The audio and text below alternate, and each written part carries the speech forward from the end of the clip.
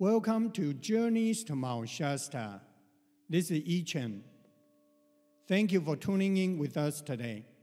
Today, not only we're connecting the Cupertino energy with the Mt Shasta, there with the Linda, but also we are going to invite another special guest that she's going to join us today, and then she is bringing the energy from Oregon, because we know Oregon is a very beautiful state, a lot of redwood forest, and then we are so happy and so excited to invite her to join us today. But before we started that, let me give you our commercial today. Is a taku ironware, USA.com. It's a new generation of cast iron. We are the brand name from Taiwan, and then Cupertino location is the only one outside of Taiwan. Our technology uses lost wax casting instead of sand casting. Because of that, we are able to make our product smoother and thinner. That also means lighter weight. We also have another production line, which is kettles. They are not teapot, although they look pretty much like teapot, but they're only for boiling water. Because the benefit of that is that you boil the water in that kettle, and it will leach the iron and make the water alkaline for healthy purpose. So taku ironware, USA.com. If you'd like to find out more about this company and our product, and please go visit our website, or you can find more information there and then contact the store and then get more information about that. Okay? So this is our cast iron company that I work for right now, and then I would like to share this with you because it's a really very high quality products that you can use forever. So enough of that, then today our co-host is Linda, of course, and she's the one who is going to run today's show for us. So we would like to feel the energy from Mt Shasta coming through from Linda. And she is bringing the energy from Mt Shasta for us. And then let's welcome Linda. Hi, Linda. Hi. Thank you so much, Yi-Chen and Annie. It's just so pleasant to be a part of this podcast. I'm just so honored, and really important times that we're sharing and getting together. I think it's just so important. And bringing Annie in from Portland and all the gifts that she has, and Yi-Chen, and we were just reminiscing of how they ran into each other up on the mountain, the way the mountain calls. And since then, we've done other things, but this was after Annie and her son had come up, and I did some work, and they were up on the mountain. And maybe, Annie, you can tell a little bit more about it. Sure. Thanks for having me on the show, first of all. And I would like to say we were up on the mountain, the highest point that you can drive. I mean, you can't drive any further. You have to get out of your car and start hiking. And Jamin and I were up on the mountain, just kind of walking around. We weren't doing too much hiking because Jamin was feeling a bit out of breath because of the elevation. But we were just kind of enjoying nature and just out there. And then all of a sudden, these tourists that came to see the mountain started walking towards us, and we talked to some of them who were there, and I think it was actually just one lady, and she was Chinese, so she didn't really speak English. But pretty soon, along comes Yi-Chen and Ray, his partner, and immediately Yi-Chen just went up to Jamin and said, "I'm being drawn to do some healing on you." And he did, healing right on the spot with Jamin, which was pretty incredible because that trip down to Shasta was basically to help him deal with the loss of his father.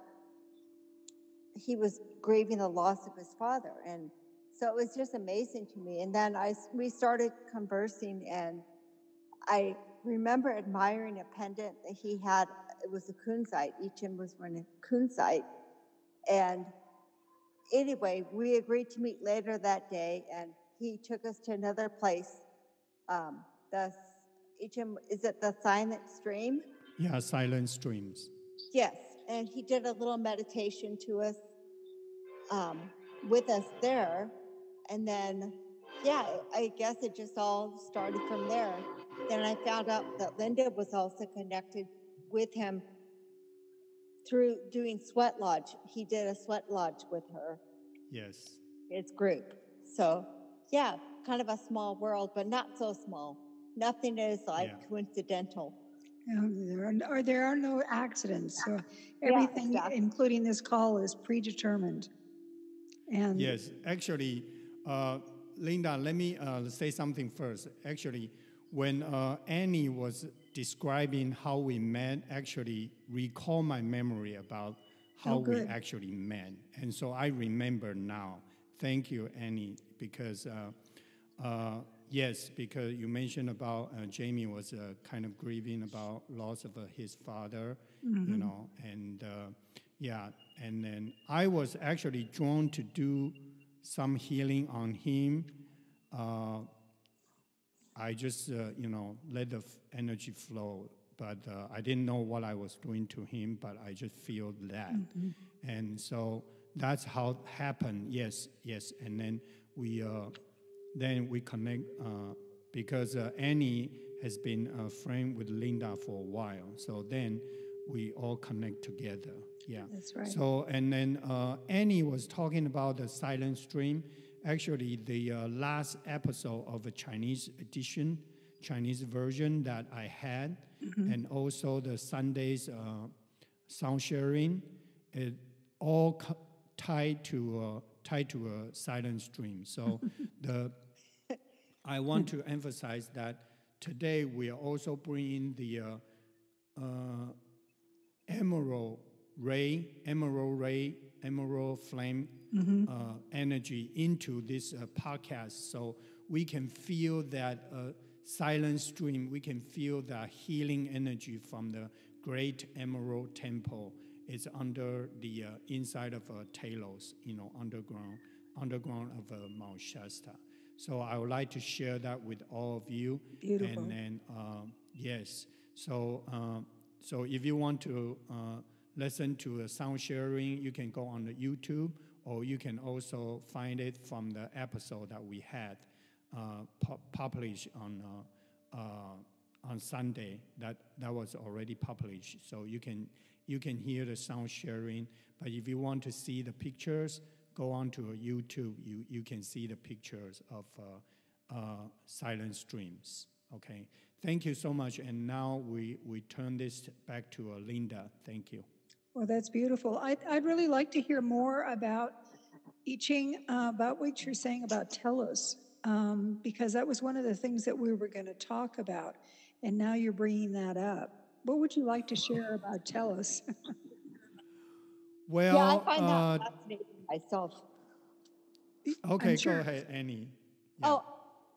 Well, I was just going to say, before I came down, I believe it was before that time that I came down to Shasta where I met you. Yes. I had read the Telos book 1, 2, and 3. Okay. So I knew when you said something about like meeting at this place and going to the Emerald Green Temple, that was the year that I turned 50. And I told Jamie when we got in the car, this is the best effing birthday ever. I'm so happy and elated. I was so excited because I had just read those books. Wow. And actually, your birthday was a couple days ago, right? Yeah. Yes. Yeah, it was. Yeah, don't remind me. I don't like it. No, well, you do like it. We're on this call. We're in gratitude because you're here. Yeah. Yeah. Anyway, so that was it was the best birthday ever. And Okay.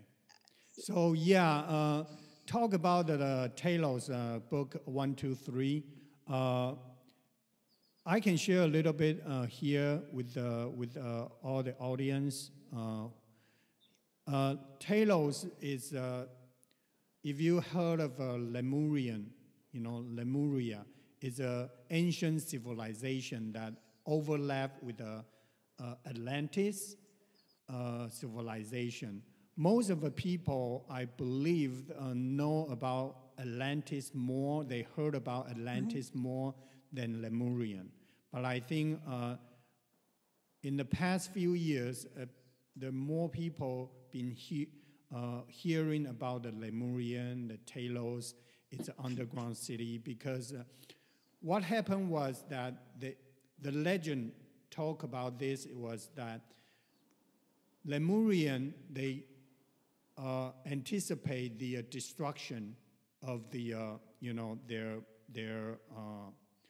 their civilization, so they prepare to move all of their culture, their people, their everything to build a city, underground city called Telos, Telos, and it is located underground, underneath of Mount Shasta. That's what the story tie into Mount Shasta. That's how and why Mount Shasta become famous and so famous. But not just that, because Mount Shasta is also Mother Earth root chakra, because we know our human body has 7 major energy center we call chakras, 7 chakras, and then also Mother Earth has 7 chakras as well. And then Mount Shasta is the root chakra. But that doesn't mean that if you go to Mount Shasta, you can only feel the root chakra's energy, because all those vortexes, they're intertwined, their energy, so you can also feel the heart chakra energy in Mount Shasta. I mean, to me, it's very obvious that when I come to Mount Shasta, I feel so happy. Not knowing why, I just feel happy. Mm-hmm. I just feel joyful. I just feel relaxed. I just feel excited, So, depends on your vibration, your energy level, and you can connect with the different chakras energy in one particular vortex, okay? So that's a story about the Lemurian tie into Mount Shasta and Telos. But, okay, the destruction came before their anticipation time. So they didn't completely move out, but majority of people or everything, culture or whatever they needed, already moved to Mount Shasta, underground city Telos. So that's why, back in 2011, when I first came to Mount Shasta, is because of the book. They published the Chinese edition, right? And then that was September 2011, and then October I came to Mount Shasta, without knowing that's going to change my life. So if you want to find out more about my story, you can listen to other episodes.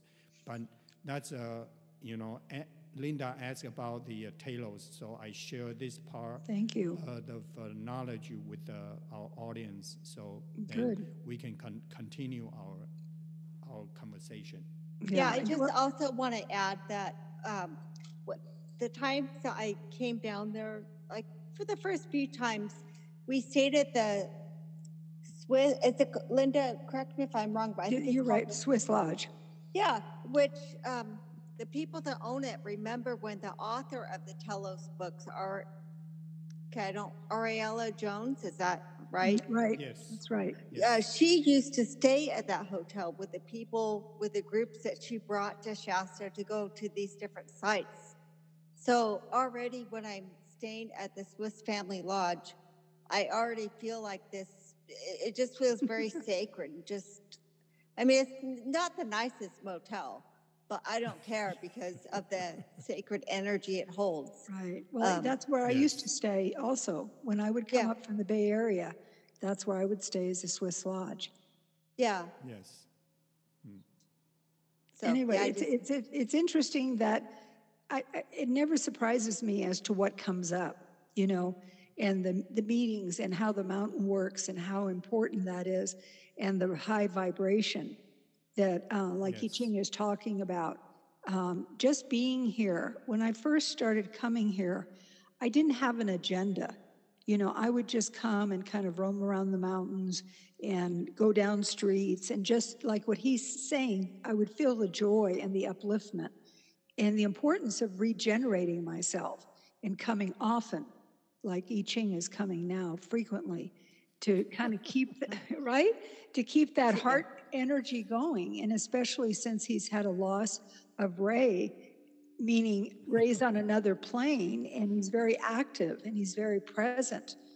And he's more present here because he's constantly, that's why I'm always curious as to where we're going with this podcast, because he has very definite ideas about what we're supposed to talk about. So I kind of go, like he said, we're going with the flow. Yes. Because, you know, we're not the only ones in charge here. Yes. And that's important. See, the thing is, now, and that's like Annie saying, you know, when you guys did your ceremony and your meditation with Ray, see how important that is as a part of the conversation. For the two of you meeting, you know, that Ray was very active with her son, Jamin, who had just gone through this incredible loss of his dad. Yes. I think it was I Ching who was doing the healing, but Ray was there, definitely there. Right. Right. But I mean, just the fact, but see, Ray holds the energy and the grounding so I Ching can do his work. That's true. Okay. Yeah. Yes. It looks like I Ching's doing it, but it's like now Ray is very involved in this conversation. Yes. That's the point. Yes. Yeah. I don't, so basically, so I Ching was just the vessel. Right.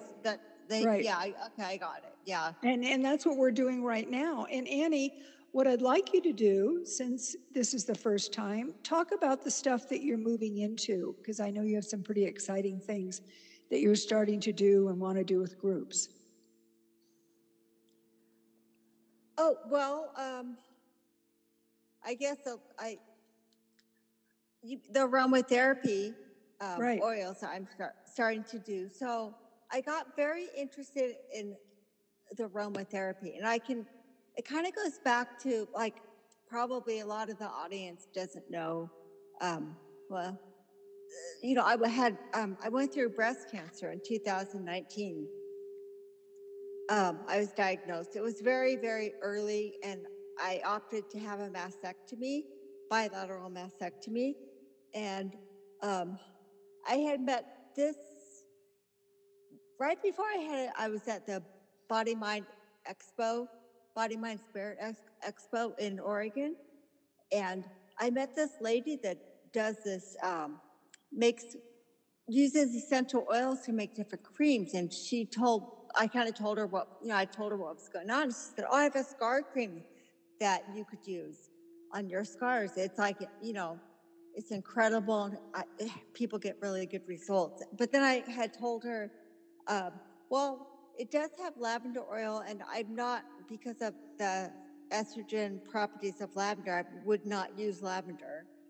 And so she made me a special scar oil formulation for the breast cancer patients with the scars. So I used it. I think I used maybe 2 bottles of it. I use it morning and night. And you don't have to apply very much. And, like, I'm telling you, you can barely see my scars. And so that's kind of when I started, was like, wow, that's, you know, I've always kind of liked essential oil, but the healing properties I hadn't really delved into. So that was kind of on the back of my mind. And then at work, I had one of a resident where I work, she was suicidal. And there was no one really since I was a nurse on duty that night, the social service manager said that I need to go in and do a safety plan with her. And so when I went in there, it was just, really, really intense energy. And she just was saying that she just doesn't want to be here anymore. Oh, and I should back up. The lady before who went in, asked her what she was planning to do, and asked her if she was planning to jump out in front of a bus, which, that's not really a good thing to say to someone who is suicidal. So I had to go in and kind of, work Calm with her. Down. Right. Yeah. So, she just was kept like,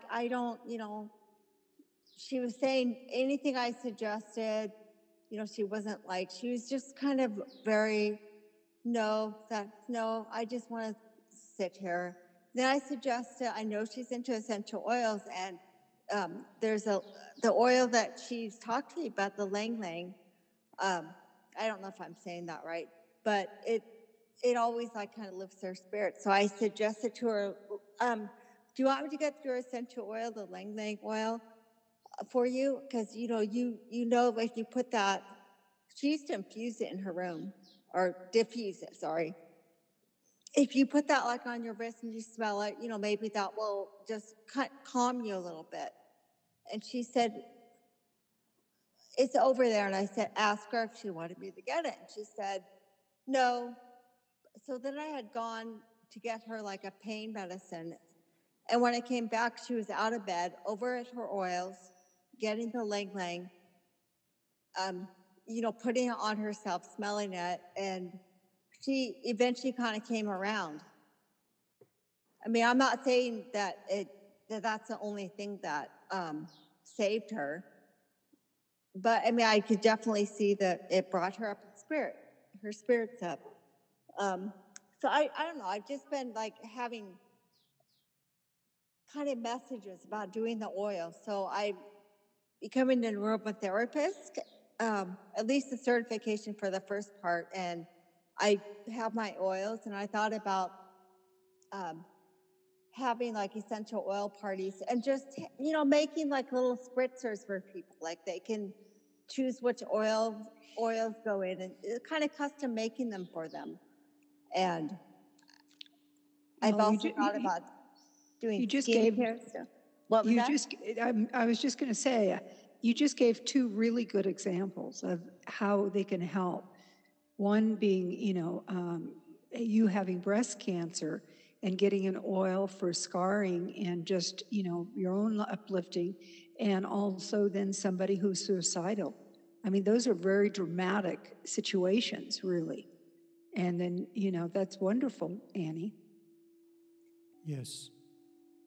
Yeah, so I would like to, start doing that and just kind of see where it goes. And eventually I'd like to make like a skincare, an oil line, for face, for good. fine lines and wrinkles, Good. Yeah. Annie, how can they get a hold of you if they'd like to, either because you do coaching also, and if there's, when you helped one of my clients who just had breast cancer and gave support, how can they get in touch with you? They could reach out to me on my Facebook if I give you the link, or they could just email me. Okay. Or even just call or text me. I'm always up to support anyone who's going through like a physical or mental. Right. That's great. Yes. Yeah, I will put down Annie's contact information on the description of this episode. So any people, any audience that they would like to get to know you more or get some idea from you or any service from you, they will be able to find you. I will put down your contact list. Great, thank you. Contact information, yeah. Good. So I would just like to mention, I just shut my front door, in Mount Shasta. I would just like to mention that I'm planning a trip to Peru in September, from September 16th to the 26th. And this will be the third trip, and we're going back. When I say we, the group that I'm going with are going for very specific reasons to pray about the world and what's going on, because Mount Shasta is very connected to the Peruvian Machu Picchu and Mount Fuji. And so I'm going back there, and so anybody who would really like to venture out, and we know people. My friend is there, my co-facilitator, Jennifer Witherspoon, has been living there, and the first time I went there, she was actually managing a retreat center. So we're connected with some pretty powerful people to connect with and to do ceremony with. And the first time I went, I did ceremony unexpected in the Sacred Valley, activating the new earth. And then the second ceremony I did, unexpected, was in the Temple of the Moon, which we're going to visit again. And it was the prelude of what was going to happen, and I felt it so strongly. It felt like there was an elephant standing on my chest and my heart, and I couldn't quite distinguish why I was in such a tremendous, because it was such a beautiful trip, but I was just in this huge grieving mode. And I asked the shaman woman with us, Velma, I said, is this about the world and what's happening? And of course, this was December 15th in 2019. And she didn't really answer me, which is so typical of shamans. They don't give you a straight answer. And by April of 2020, I knew that was exactly what I was doing and praying there. So we're going back to continue that ceremony. So I Ching has my information as well. And I'm also active in Mount Shasta. So if you want to have sessions or readings, and Annie and her son have come, and we've done a lot. And then I would go up to Portland at New Renaissance and do things in the bookstore. I haven't gone because of the pandemic. But people, keep in touch with me, or I've met people that I, for years, 10 years. Because when I kind of tend to have long-term relationships with clients, and they're in that gray area of friends, and we do stuff together besides just, the spiritual. We hang out, we have lunch together, we write each other. Well, I think that's the important part of the tribe now. I feel very strongly about it. It's great. We all have our own healing techniques and piece of the pie, but in fact, I was at Soul Connection on Sunday, and I was talking to this woman, Margot, and she and I were talking about this. She said, we all have to be friends and all work together and not be in competition, and I feel very strongly about that. I've always felt like that, but especially now, because we need the peace and the love, and we have to have camaraderie. So anyway, I Ching. Yep. So what would you like to share? I want to hear you. When you're just talking, this came to me that the spirit or the ray would like to ask you, when are we going to have a sweat lodge? Yeah, exactly. Well, you know what I'm going to do Sunday? I'm going to, underneath the sweat lodge, it has some weeds and stuff. And so I'm getting ready. I'm going to weed it out. I'm going to weed out my fire pit, because I feel like I'm getting closer to doing the sweat lodge. Yes. Well, through the pandemic, I was asked to do things like that. And I didn't really want to get involved in asking people their philosophy, or, it's a very close quarters and the heat. Mm-hmm. And so I didn't feel safe. And I have known people that have done those things, and people have gotten sick. And I didn't want to be in that situation, be the leader of it. But no, I do want to do a sweat lodge. Like I said, I'm going to weed all on Sunday and get it ready, because it's getting close. Great. Yeah. Thank you. Yeah, please give us enough advance so we can schedule ourselves to go up there. Right. Yeah. Yes. So Well, anyway, Annie, thank you so much. Oh, yeah. Thank you for having me. Yeah, Annie, do you have anything you would like to share that, about your experience with Mount Shasta? Right.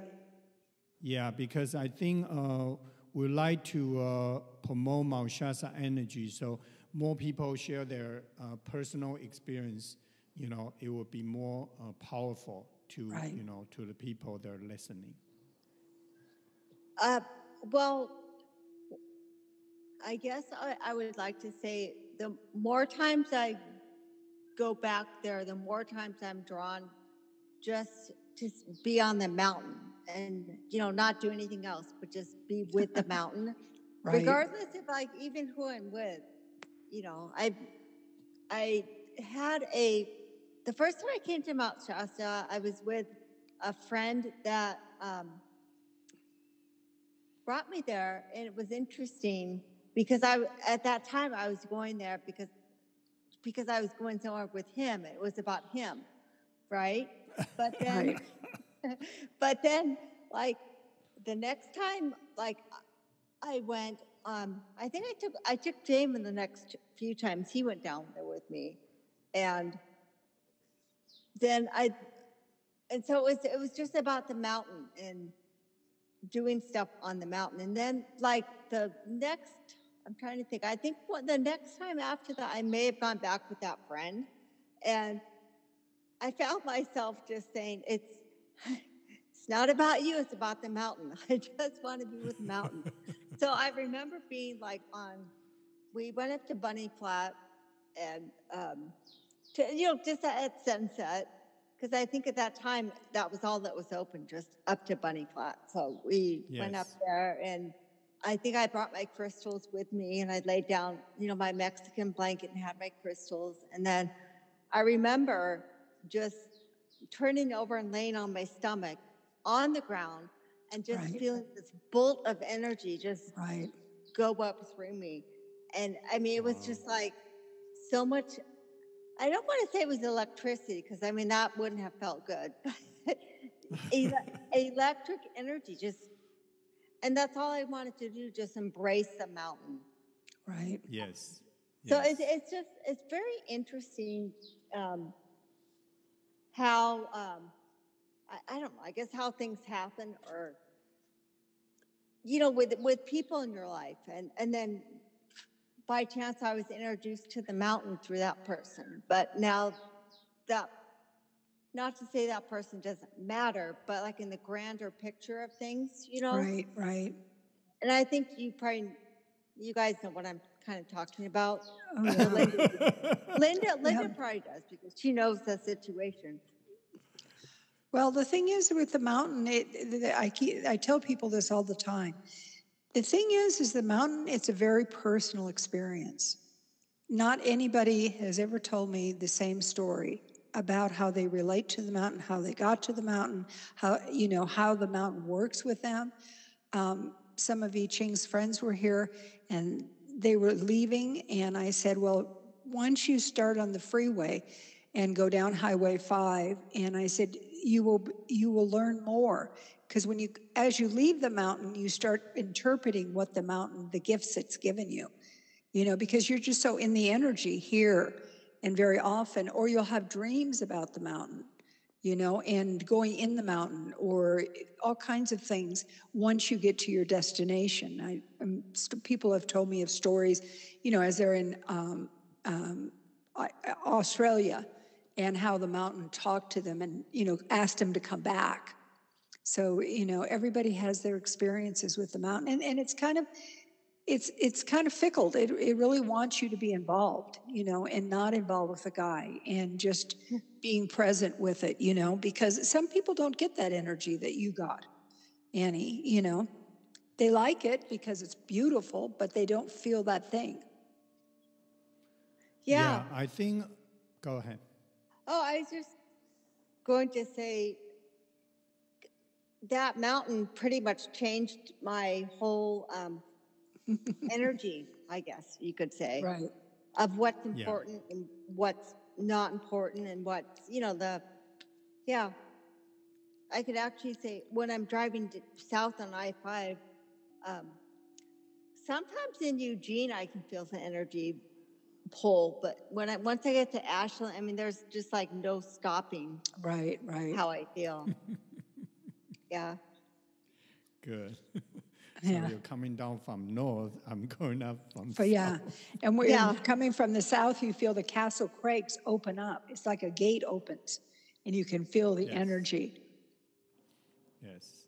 Yeah. Well, I think while you were talking, then this came to me, so I'm going to share this part of a journey with everyone.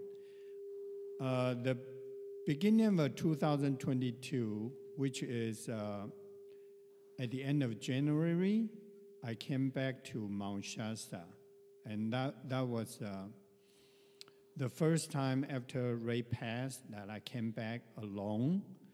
And that day was actually Chinese New Year's Eve. That was, I believe that was January 31st. So I drove up there.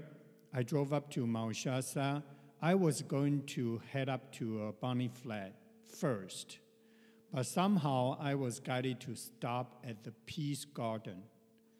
And I have a couple friends lives in Mt Shasta, and when she visited me in Cupertino, I gave her one of a warrior from Qin dynasty, and then asked her to just put wherever she was guided to. So instead of going up to Bunny Flat, I stopped by a Peace Garden, and I stopped my car, and I was about to walk into the Peace Garden. Then there's a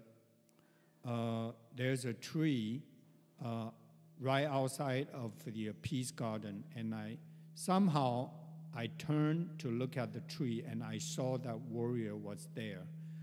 I was like, oh my God. So I burst in my tears again, of course. And then I just feel like,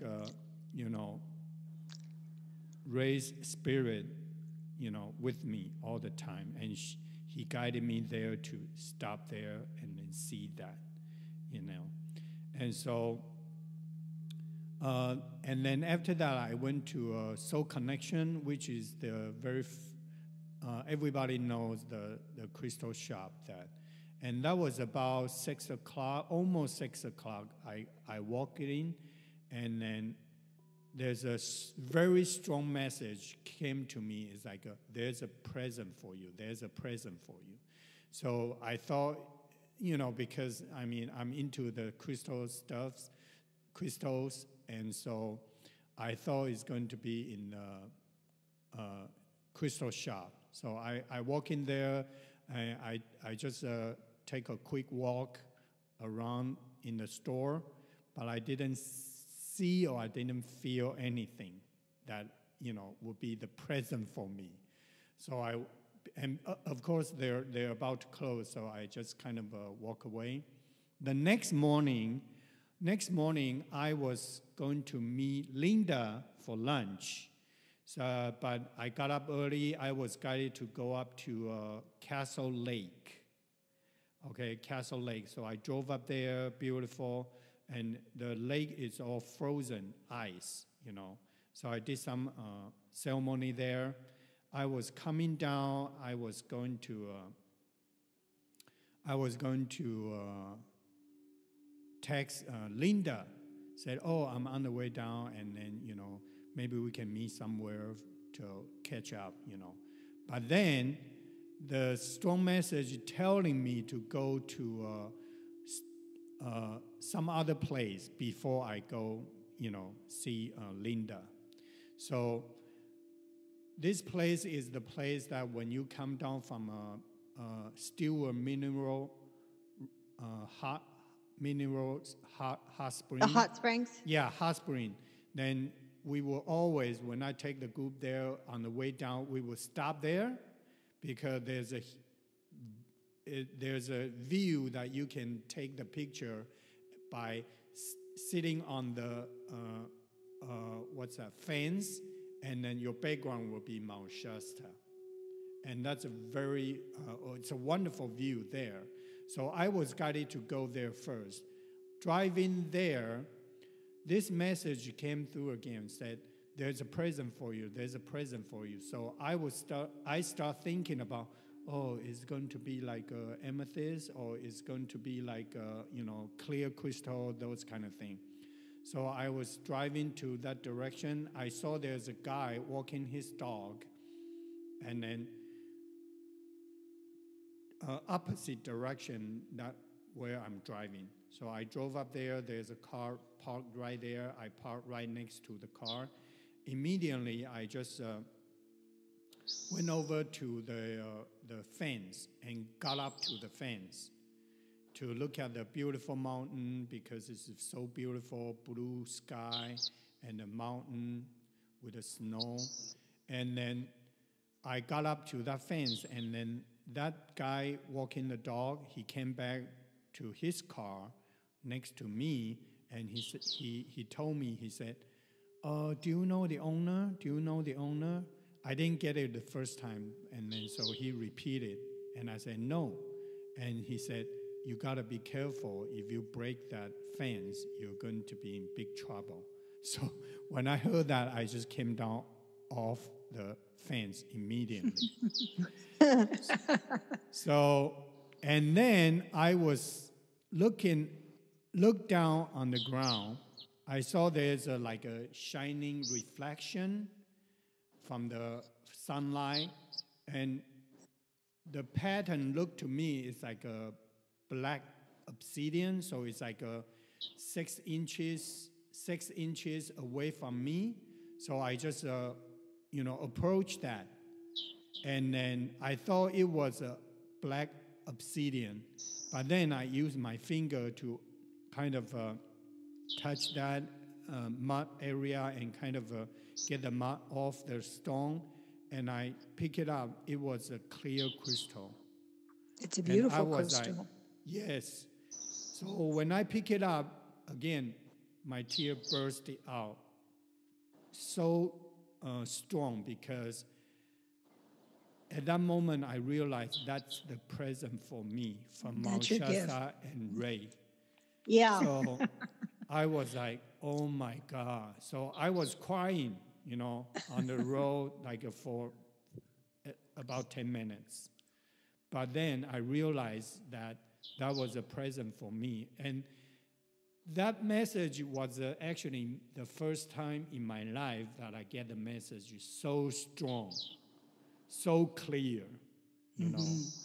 So I guess that would be the picture of our episode's picture that I will share with our audience. And and then I share that with Linda too. I show her the crystal. It was just an amazing crystal there, buried, half buried underground, And I believe that was the spirit of Mount Shasta.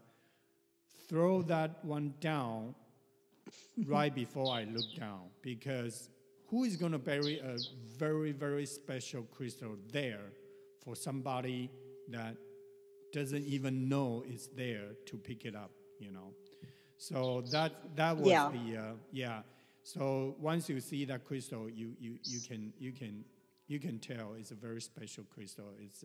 And I really I'm grateful for Mount Shasta, because over the years that I have been with Mount Shasta, I received multiple presents, crystal presents that that I still have.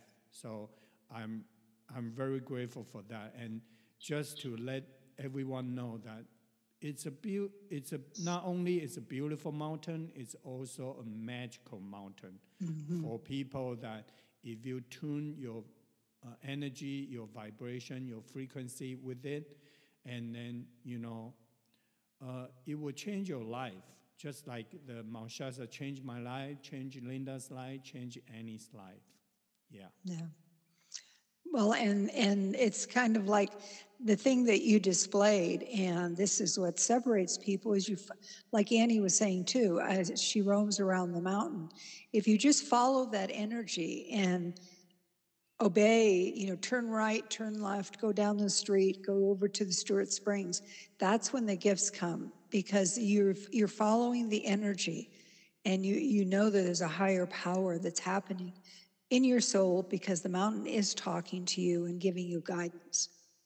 Yes, yes. Yeah, we have to surrender to the Spirit. Right. Beautiful. Thank you. I'm so glad Annie's here, and I Ching and myself. Kind of the blessing of on a Thursday night and just July 7th, and here we are. We're so blessed to be able to be together. Thank you so much, I Ching. Yes, I will put out the information about Linda and Annie, and then also the picture will be my crystal picture. The background will be the Mt Shasta. Yeah. Yeah, thank you, everyone, and thank you for tuning in with us today, and then we will see you next time. Thank you. Okay. Thank you, I Ching. Bye-bye.